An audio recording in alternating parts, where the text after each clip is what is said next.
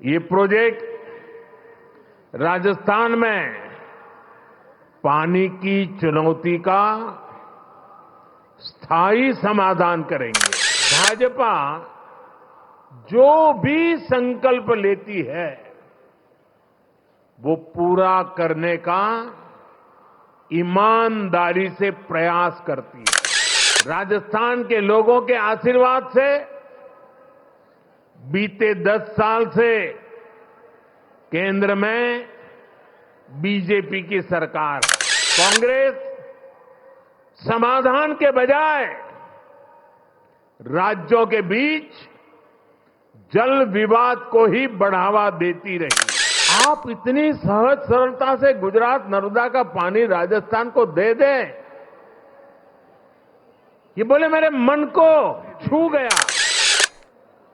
भाजपा की नीति विवाद की नहीं, संवाद की है।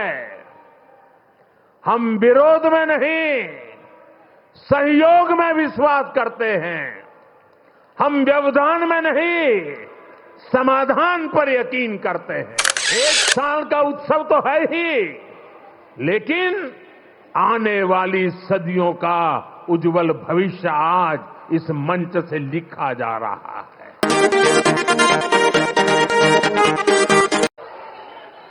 भारत माता की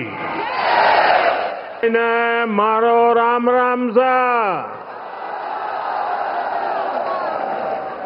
मैं राजस्थान की जनता को, राजस्थान की भाजपा सरकार को 1 साल पूरा करने के लिए बहुत बहुत बधाई देता हूं।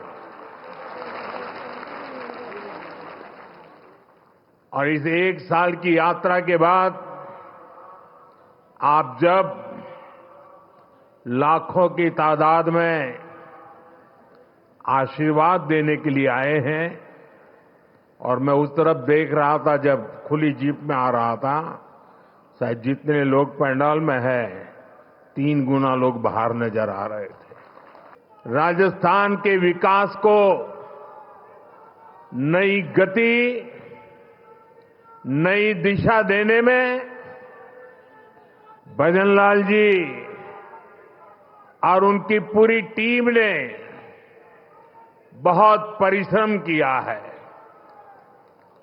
यह पहला वर्ष एक प्रकार से आने वाले अनेक वर्षों की मजबूत नींव बना है। और इसलिए आज का उत्सव सरकार के 1 साल पूरा होने तक सीमित नहीं है। ये राजस्थान के फैलते प्रकाश का भी उत्सव है, राजस्थान के विकास का भी उत्सव है। अभी कुछ दिन पहले ही मैं इन्वेस्टमेंट समिट के लिए राजस्थान आया था। देश और दुनिया भर के बड़े बड़े निवेशक यहां जुटे थे। अब आज यहां 45-50 हजार करोड़ रुपए से अधिक के प्रोजेक्ट्स का लोकार्पण और शिलान्यास हुआ है। ये प्रोजेक्ट राजस्थान में पानी की चुनौती का स्थायी समाधान करेंगे। ये प्रोजेक्ट राजस्थान को देश के सबसे कनेक्टेड राज्यों में से एक बनाएंगे। इससे राजस्थान में निवेश को बल मिलेगा, रोजगार के अनगिनत अवसर बनेंगे, राजस्थान के टूरिज्म को, यहां के किसानों को, मेरे नौजवान साथियों को इससे बहुत फायदा होगा। साथियों, आज भाजपा की डबल इंजन की सरकारें सुशासन का प्रतीक बन रही है। भाजपा जो भी संकल्प लेती है वो पूरा करने का ईमानदारी से प्रयास करती है। आज देश के लोग कह रहे हैं कि भाजपा सुशासन की गारंटी है और तभी तो एक के बाद एक राज्यों में आज भाजपा को इतना भारी जन समर्थन मिल रहा है। 60 साल के बाद भारत के जनता ने तीसरी बार केंद्र में सरकार बनाई है। ये दिखाता है कि भाजपा के काम और भाजपा के कार्यकर्ताओं की मेहनत पर आज जनता जनार्दन का कितना विश्वास है। साथियों, राजस्थान तो वो राज्य है जिसकी सेवा का भाजपा को लंबे समय से सौभाग्य मिलता रहा है।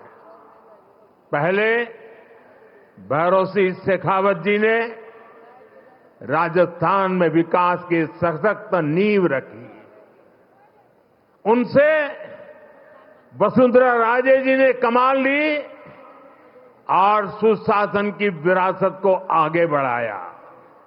और अब भजनलाल जी की सरकार सुशासन की इस धरोहर को और समृद्ध करने में जुटी है। बीते एक वर्ष के कार्यकाल में इसी की छाप दिखती है, इसी की छवि दिखती है। साथियों, बीते एक वर्ष के दौरान क्या क्या काम हुए हैं उसके बारे में विस्तार से यहां कहा गया है। विशेष रूप से गरीब परिवारों, माताओं, बहनों, बेटियों, श्रमिकों, विश्वकर्मा साथियों, गुमंतु परिवारों के लिए अनेक फैसले लिए गए हैं। यहां के नौजवानों के साथ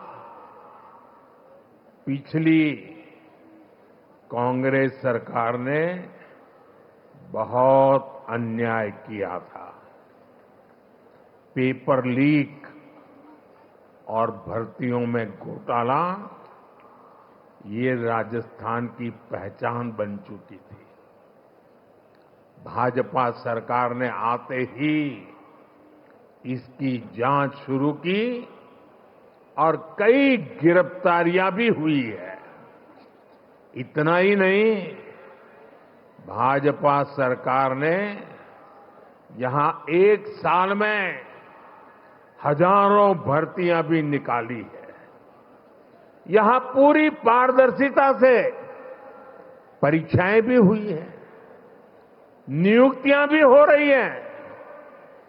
पिछली सरकार के दौरान राजस्थान के लोगों को बाकी राज्यों की तुलना में महंगा पेट्रोल डीजल खरीदना पड़ता था।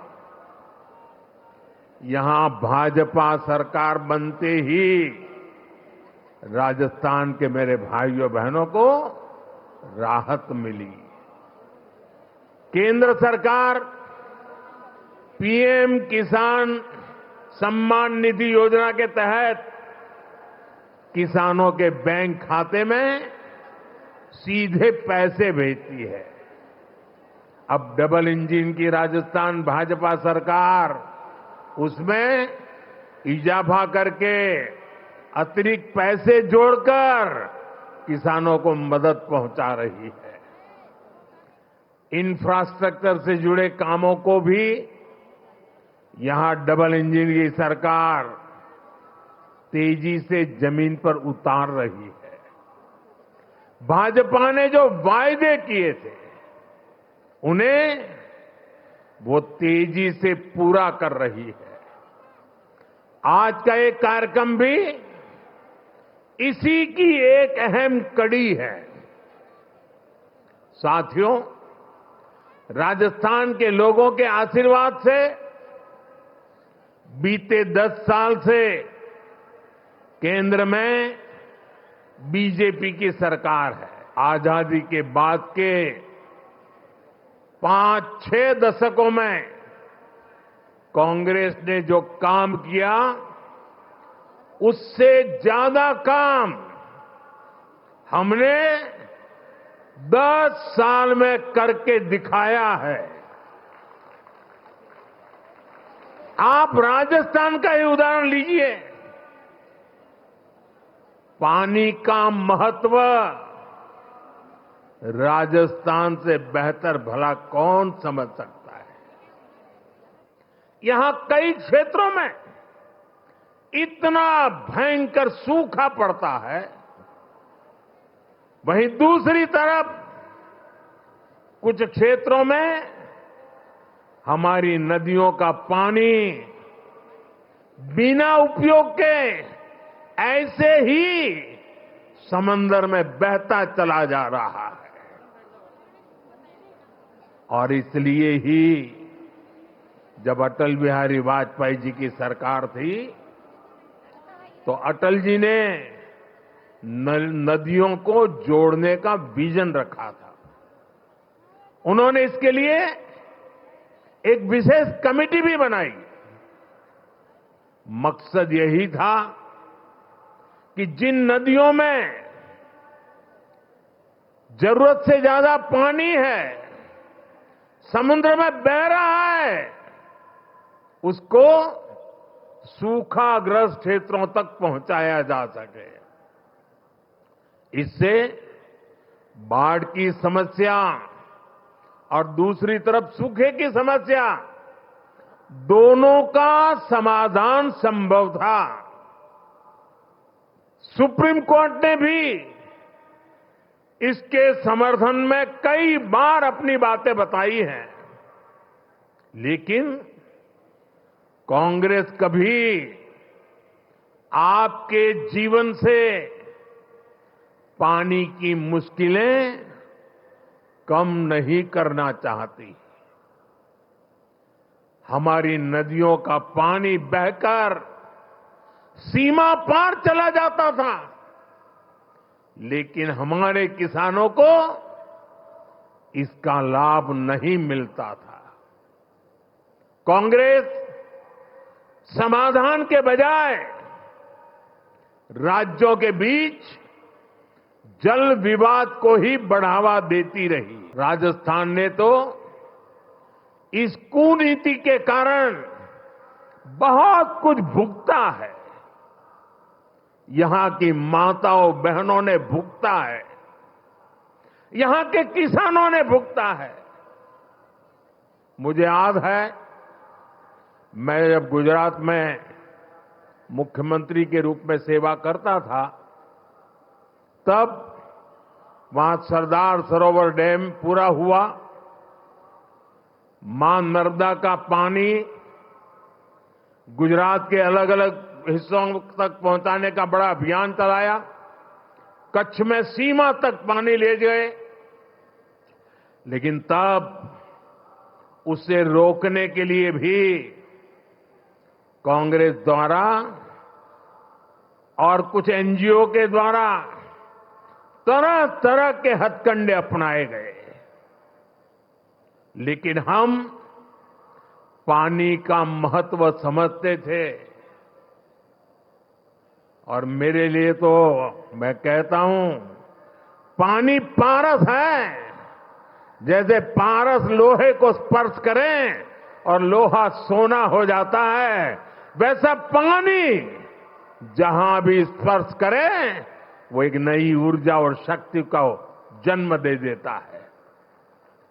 साथियों, पानी पहुंचाने के लिए इस लक्ष्य पर मैं लगातार काम करता रहा, विरोधों को झेलता रहा।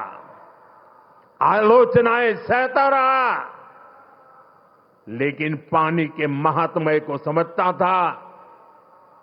नर्मदा के पानी का लाभ सिर्फ गुजरात को भी मिले इतना नहीं, नर्मदा जी का पानी राजस्थान को भी इसका फायदा हो।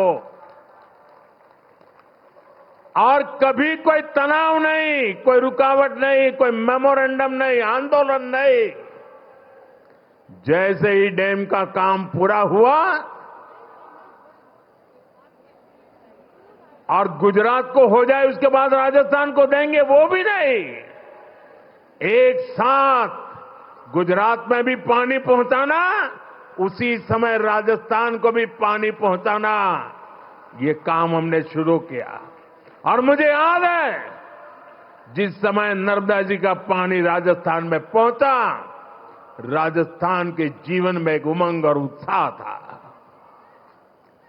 और उसके कुछ दिन बाद अचानक मैं मुख्यमंत्री के कार्यालय में मैसेज आया कि भैरों जी शेखावत और जसवंत सिंह जी वो गुजरात आए हैं और मुख्यमंत्री जी को मिलना चाहते हैं। अब मुझे पता नहीं था वो आए हैं, किस काम के लिए आए हैं, लेकिन वो मेरे दफ्तर आए। मैंने पूछा कैसे आना हुआ, क्यों? नहीं, बोले कोई काम नहीं था, आपको मिलने आए हैं। मेरे वरिष्ठ नेता थे दोनों। भैरों जी की तो उंगली पकड़ करके हम कई लोग बड़े हुए हैं। और वो आकर के मेरे सामने बैठे नहीं, वो मेरा सम्मान करना चाहते थे। मैं भी थोड़ा भौचक्का था, लेकिन उन्होंने मेरा तो मान सम्मान तो किया। पर वो दोनों इतने भावुक थे, उनकी आंखें नम हो गई थी। और उन्होंने कहा, मोदी जी आपको पता है पानी देने का मतलब क्या होता है? आप इतनी सहज सरलता से गुजरात नर्मदा का पानी राजस्थान को दे दें, ये बोले मेरे मन को छू गया। और इसीलिए करोड़ों राजस्थान वासियों की भावना को प्रकट करने के लिए आज मैं आपके दफ्तर तक चला आया हूं। साथियों, पानी में कितना सामर्थ्य होता है इसका एक अनुभव था। पूर्वी राजस्थान नहर परियोजना ईआरसीपी को कांग्रेस ने कितना लटकाया, ये भी कांग्रेस की नीयत का प्रत्यक्ष प्रमाण है। ये किसानों के नाम पर बातें बड़ी बड़ी करते हैं, लेकिन किसानों के लिए न खुद कुछ करते हैं और न ही दूसरों को करने देते हैं। भाजपा की नीति विवाद की नहीं, संवाद की है। हम विरोध में नहीं, सहयोग में विश्वास करते हैं। हम व्यवधान में नहीं, समाधान पर यकीन करते हैं। इसलिए हमारी सरकार ने पूर्वी राजस्थान नहर परियोजना को स्वीकृत भी किया और विस्तार भी किया है। जैसे ही एमपी और राजस्थान में भाजपा सरकार बनी तो पार्वती, काली सिंह, चंबल परियोजना, एमपीकेसी लिंक परियोजना पर समझौता हो गया। ये जो तस्वीर आप देख रहे थे ना, केंद्र के जल मंत्री और 2 राज्यों के मुख्यमंत्री, ये तस्वीर सामान्य नहीं है। आने वाले दशकों तक हिंदुस्तान के हर कोने में ये तस्वीर राजनेताओं को सवाल पूछेगी। हर राज्य को पूछा जाएगा कि मध्य प्रदेश, राजस्थान मिलकर पानी की समस्या को, नदी के पानी के समझौते को आगे बढ़ा सकते हैं। तुम ऐसी कौन सी राजनीति कर रहे हो कि पानी समंदर में बह रहा है तब तुम एक कागज पर हस्ताक्षर नहीं कर पा रहे हो। ये तस्वीर पूरा देश आने वाले दशकों तक देखने वाला है। ये जो जलाभिषेक हो रहा था ना, ये दृश्य भी मैं सामान्य दृश्य नहीं देखता हूं। देश का भला करने के लिए सोचने वाले, विचार से काम करने वाले लोग, उनको जब सेवा करने का मौका मिलता है तो कोई मध्य प्रदेश का पानी लेके आता है, कोई राजस्थान का पानी लेके आता है। उन पानी को इकट्ठा किया जाता है और मेरे राजस्थान को सुजलाम सुफलाम बनाने के लिए पुरुषार्थ की परंपरा शुरू कर दी जाती है। यह असाधारण घटना है। एक साल का उत्सव तो है ही, लेकिन आने वाली सदियों का उज्जवल भविष्य आज इस मंच से लिखा जा रहा है। इस परियोजना में चंबल और इसकी सहायक नदियां पार्वती, काली सिंह, कूलो, बनास, बाणगंगा, रुपरेल, गंभीरी और मेज जैसी नदियों का पानी आपस में जोड़ा जाएगा। साथियों, नदियों को जोड़ने की ताकत क्या होती है वो मैं गुजरात में करके आया हूं। नर्मदा का पानी गुजरात की अलग अलग नदियों से जोड़ा गया। आप कभी अहमदाबाद जाते हैं तो साबरमती नदी देखते हैं। आज से 20 साल पहले किसी बच्चे को अगर कहा जाए कि तुम साबरमती के ऊपर निबंध लिखो, तो वो लिखता कि साबरमती में सर्कस के तंबू लगते हैं, बहुत अच्छे सर्कस के शो होते हैं, साबरमती में क्रिकेट खेलने का मजा आता है, साबरमती में बहुत अच्छी मिट्टी धूल होती रहती, क्योंकि साबरमती में पानी देखा नहीं था। आज नर्मदा का पानी से साबरमती जिंदा हो गई और अहमदाबाद में रिवर फ्रंट आप देख रहे हैं। ये नदियों को जोड़ने से ताकत है और मैं राजस्थान का वैसा ही सुंदर दृश्य मेरी आंखों में कल्पना कर सकता हूं। साथियों, मैं वो दिन देख रहा हूं जब राजस्थान में पानी की कमी नहीं होगी। राजस्थान में विकास के लिए पर्याप्त पानी होगा। पार्वती, काली सिंह, चंबल परियोजना, इससे राजस्थान के 21 जिलों में सिंचाई का पानी भी मिलेगा और पेयजल भी पहुंचेगा।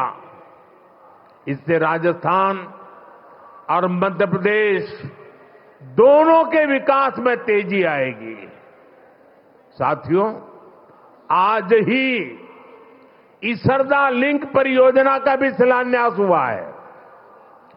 ताजेवाला से शेखावटी के लिए पानी लाने पर भी आज समझौता हुआ है। इस पानी से, इस समझौते से भी हरियाणा और राजस्थान दोनों राज्यों को फायदा होगा। मुझे विश्वास है कि राजस्थान में भी जल्द से जल्द 100% घरों तक नल से जल पहुंचेगा। हमारे सीआर पाटिल जी के नेतृत्व में एक बहुत बड़ा अभियान चल रहा है। अभी ज्यादा उसकी मीडिया में और बाहर चर्चा कम है, लेकिन मैं उसकी ताकत भली भांति समझता हूं। जन भागीदारी से एक अभियान चलाया गया है।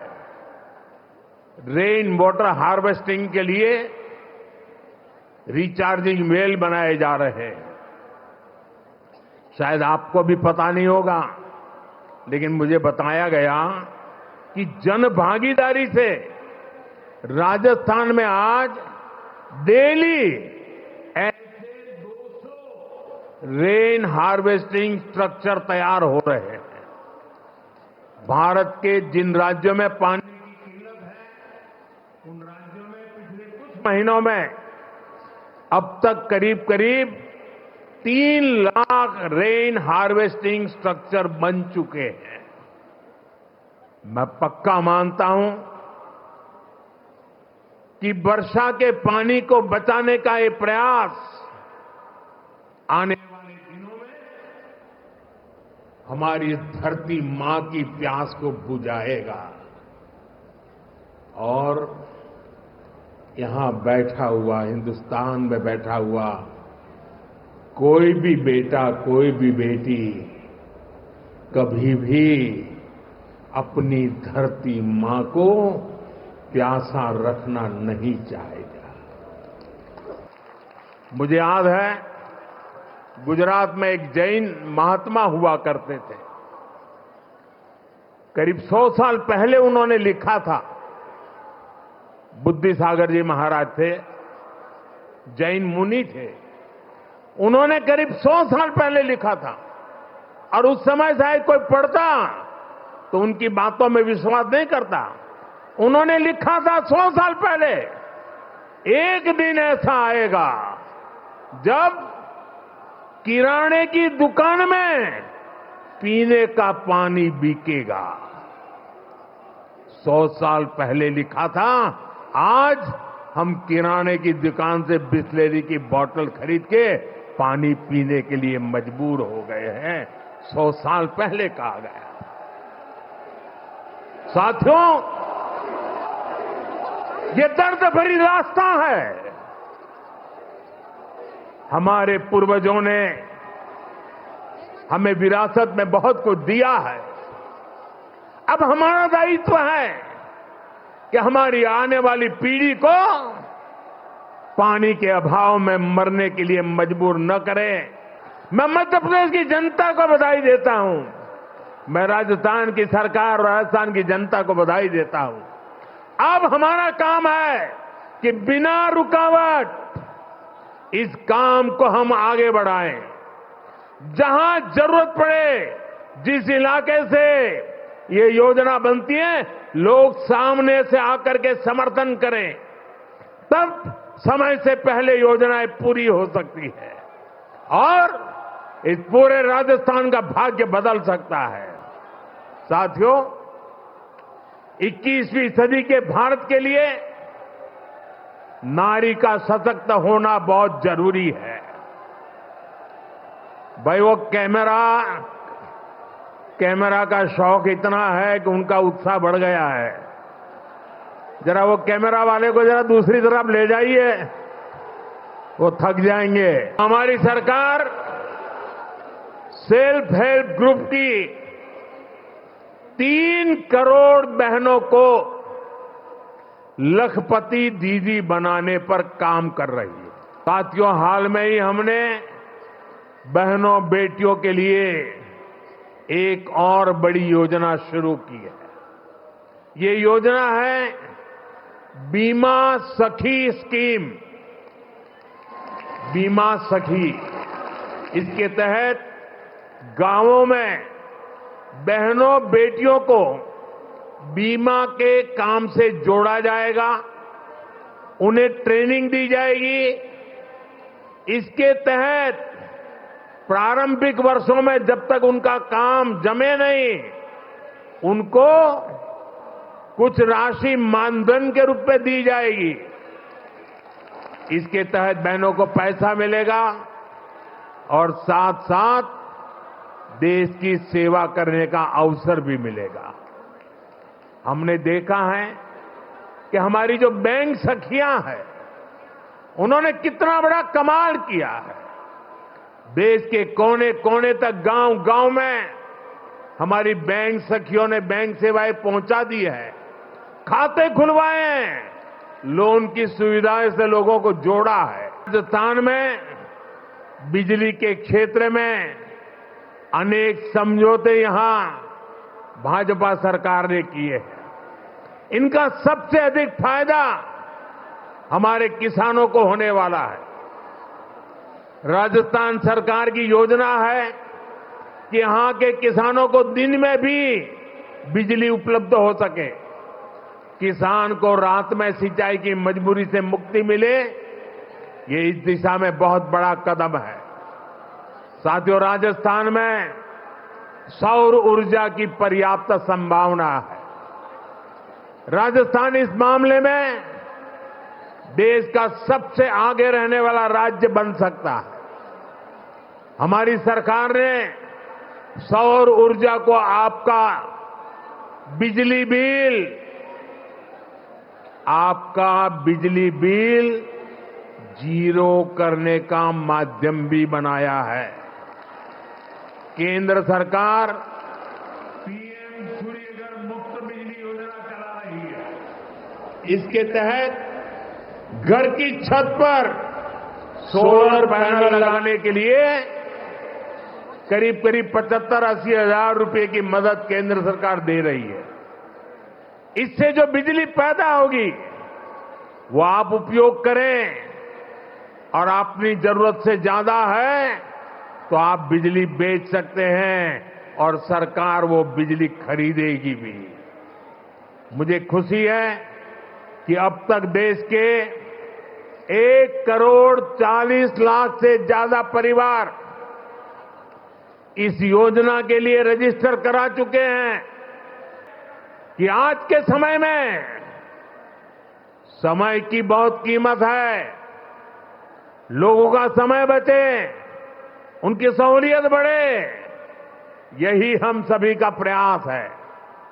साथियों, जामनगर अमृतसर इकोनॉमिक कॉरिडोर जब दिल्ली अमृतसर कटरा एक्सप्रेसवे से जोड़ेगा तो राजस्थान को मां वैष्णो देवी धाम से कनेक्ट करेगा। इससे उत्तरी भारत के उद्योगों को कंडला और मुद्रा बंदरगाहों से सीधा संपर्क मिलेगा। इसका फायदा राजस्थान में ट्रांसपोर्ट से जुड़े सेक्टर को होगा। यहां बड़े बड़े वेयर हाउस बनेंगे, इनमें ज्यादा काम राजस्थान के नौजवानों को मिलेगा। साथियों, जयपुर रिंग रोड, यहां से जोधपुर रिंग रोड से जयपुर, पाली, बाड़मेर, जैसलमेर, नागौर और अंतर्राष्ट्रीय सीमा से कनेक्टिविटी बेहतर होने वाली है। जब देश देखता है कि किसी अभियान की नीयत सही है, इसकी नीति सही है, तो लोग उसको अपने कंधे पर उठा लेते हैं, इससे जुड़ जाते हैं और खुद को भी एक मिशन के काम से जोड़ करके खपा देते हैं। केंद्र सरकार की तरफ से भी राजस्थान के विकास के लिए कोई कोर कसर बाकी नहीं छोड़ी जाएगी। पूरी शक्ति से दोनों हाथ ऊपर कर मेरे साथ बोलिए, भारत माता की, भारत माता की।